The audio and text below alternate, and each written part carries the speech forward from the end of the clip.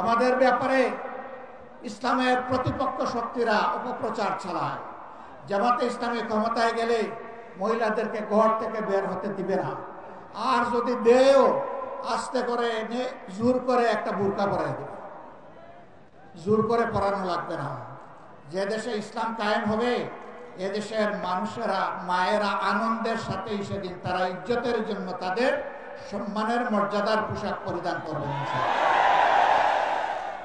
তারপরেও কোনো মা, কোনো বোন যদি এই পোশাকের বাইরে থাকেন, আমরা তাদেরকে কথা দিচ্ছি, নিশ্চয়তা দিচ্ছি, কারো উপর জোর কাটানো হবে না।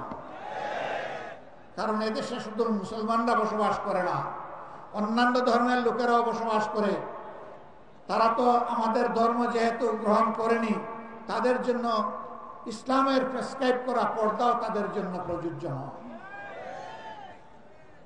তারা যদি ইসলামের সৌন্দর্যে অভিভূত হয়ে ইসলাম কবুল করে সেটা ভিন্ন কথা।